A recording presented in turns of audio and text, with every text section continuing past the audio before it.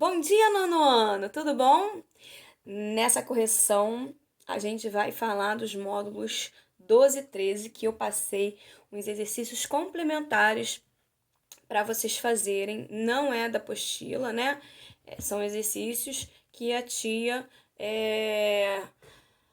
textos, né, que eu pesquisei fora dali para complementar o estudo de entrevista. Porque o módulo 12 vinha com as características, como fazer, e o módulo 13 pedia, né, de fato, para vocês produzirem uma entrevista.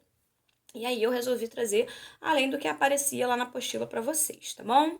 Mas antes de eu começar a corrigir, eu queria falar de um combinado que eu tinha feito com vocês sobre a organização de estudo.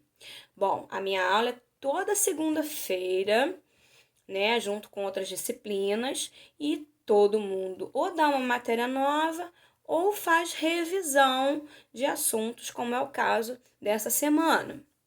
E aí a gente tem três possibilidades. Ou esse exercício, essa tarefa que a gente pede em cima desse assunto que foi visto, esse exercício ou está lá na apostila, né, onde tem perguntas, respostas, textos, né, para vocês fazerem, ou esse tipo que a gente está trabalhando hoje, que é exercício de fixação complementar, onde eu também pego textos, perguntas e respostas para vocês fazerem. E aí, quando chega na quinta-feira da mesma semana, eu, né, faço esse vídeo aula explicativo, corrijo com vocês e dou as respostas. Tem uma terceira possibilidade, que é quando, né, eu peço uma produção do gênero estudado, que no caso aí foi o módulo 13, né? Eu pedi na semana passada, eu pedi para vocês produzirem uma entrevista. Foi isso? Então, a gente pede para produzir a entrevista. Então, o que é para fazer quando isso acontece? Primeiro, você precisa escrever à mão, não no computador. Segundo, você precisa fazer a caneta, que é para a tia poder ler. Com lápis fica difícil a minha leitura. Outra coisa, eu preciso que fique uma boa foto, com nitidez e sem ficar abaladinho. Às vezes me mandam umas fotos que fica assim meio arredondado, aí o texto fica assim igual uma lupa esquisita, côncavo, né? Ou convexo, não sei direito. E aí fica muito ruim da tia ler, tá? Então, assim, nesse caso, você vai lá, tira a sua foto e posta aqui para eu ler, tá? Leio de todo mundo. O que acontece? Eu passo isso na segunda-feira. Então você tem que destinar a segunda-feira para mim e para os professores da segunda-feira, porque na terça-feira tem outros professores com outras tarefas, outros pedidos, tá? Então, o que a gente faz, né? Quando eu passo na segunda, quando chega na terça, eu vou lá e olha, cadê a postagem? Não tem, cri. Olha lá, não tem nada. Aí daqui a pouco, vamos lá, quarta-feira, nada. Aí o que a tia André tem que fazer? A tia André tem que ir lá. Gente, a tia Dani tá esperando as correções, os trabalhinhos de vocês, né? As tarefas e tal. Esperando ansiosa. Aí alguém vai lá, né? Fica com pena de mim, vai lá e posta. Aí vai postando aos pouquinhos, né? Todo dia eu tenho que entrar pra ver. Então o combinado eu passo o exercício na segunda. Até a quinta você tem que me mandar. Porque na sexta eu já estou programando a outra aula da semana seguinte. Já estou vendo o que eu vou fazer com vocês, como é que vai ser. E sábado e domingo você descansa e eu também. Entendeu? E na segunda eu já estou pedindo outra coisa. Então o combinado eu peço naquela semana você me manda a tarefa. Tá combinado assim? Estamos conversados? Beleza. Então vamos lá, o que eu pedi aqui, né? Primeiro eu dei um passo a passo para realizar a entrevista, né? Que era planejar, registrar as coisas que você pesquisou, preparar uma introdução, ver como é que você vai gravar a entrevista, fotografar o entrevistado e tal, tudo isso, né? Como vai ser publicado. Tá, então você vai ter um roteiro para fazer isso aí explicadinho, né? Conforme a tia já explicou. Depois, o que eu pedi aqui, né? Eu comecei com um exercício.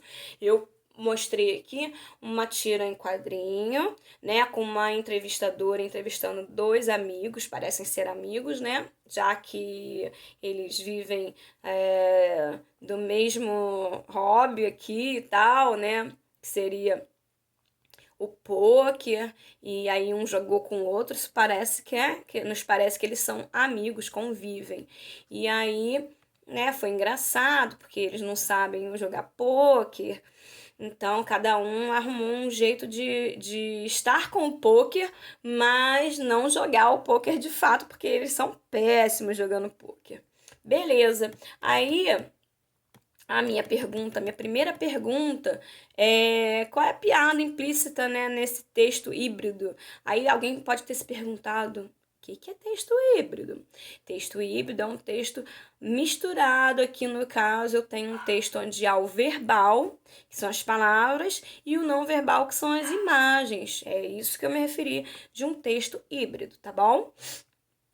Aí, né, o finalzinho aqui é que é a grande piada, quando um deles, né, dos entrevistados, fala o seguinte, que quando ela pergunta, isso é incrível, e você, Spider, por que decidiu desenhar em vez de jogar?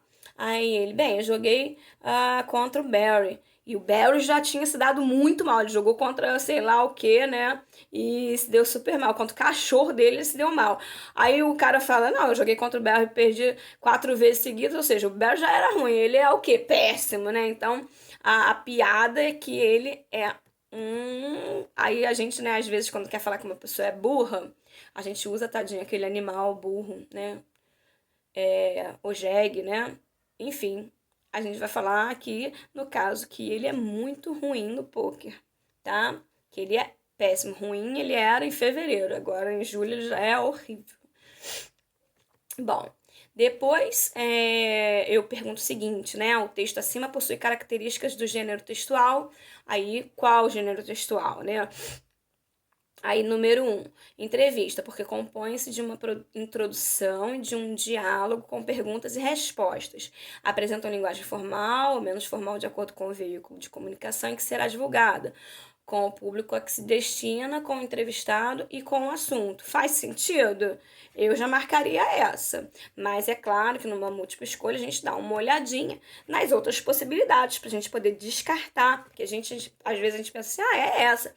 Mas aí tem uma outra que a gente para. Não, calma aí, deixa eu ver o que é, né? A gente precisa ver direitinho. Não pode já olhar primeiro e sair tacando, não. Né? Eu já ficaria bem querendo marcar essa, mas eu ia esperar um pouquinho para ler o resto. Aí depois vem aqui. Crônica, porque relata fatos do cotidiano, possui poucos personagens, a linguagem é simples. Não relata aqui fato do cotidiano, relata fato da vida de alguém específico. Então, a gente não tem aqui uma crônica. Ou é uma reportagem, porque possui uma linguagem clara e objetiva, tem vários entrevistados, informa a respeito de um assunto e se aprofunda no tema abordado. Não se aprofunda em tema abordado nenhum, e não são vários entrevistados, na verdade é que são só 2 entrevistados. Então, aqui está correto somente a número 1. Depois eu vim aqui com a turma da Mônica, relembrei a infância de alguns e a minha, e aí tem um pequeno textinho, tá? E aí tem aqui uma entrevista, na verdade, um iniciozinho, né? Lembra que a entrevista tem que ter um texto inicial?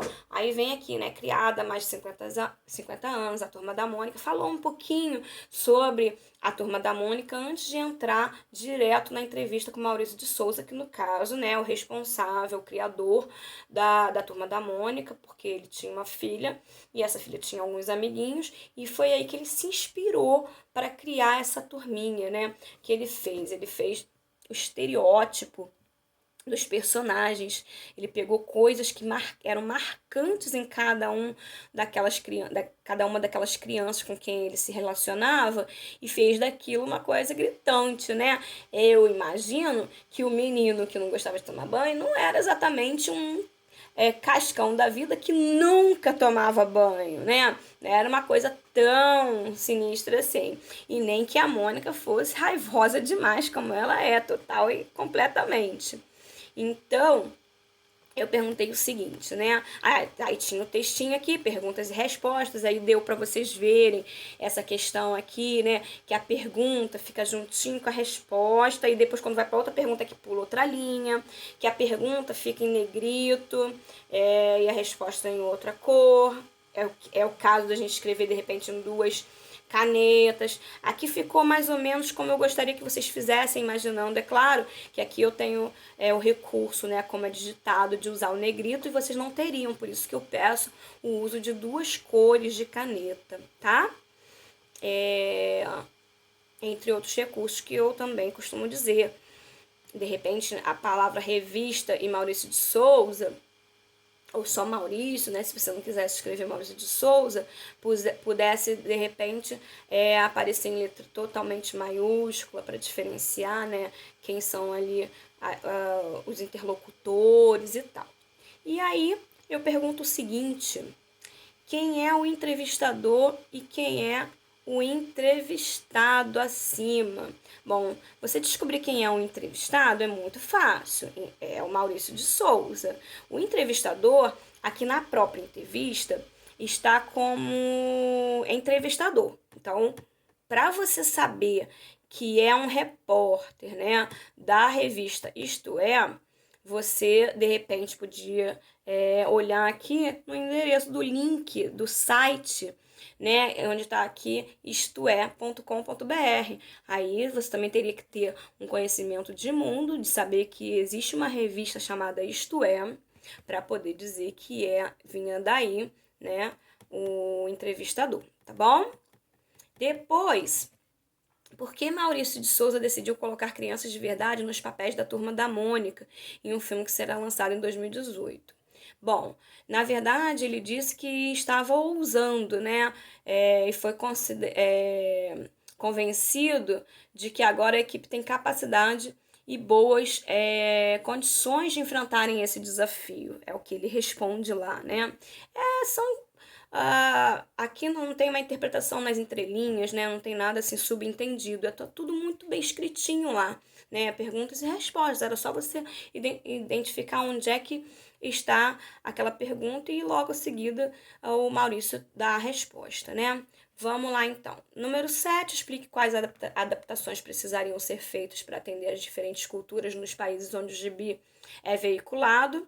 Bom, na verdade, poucas adaptações são necessárias, como a troca de vestes e ações de alguns personagens, é o que ele diz.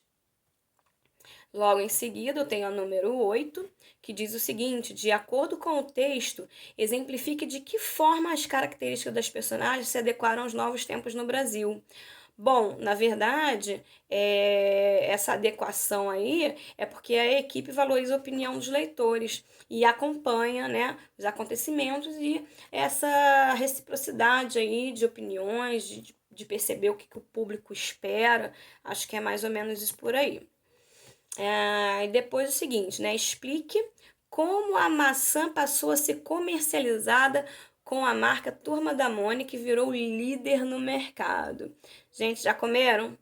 É a cara, né? É isso aí, mas é gostosinha pra caramba. Eu adoro maçã.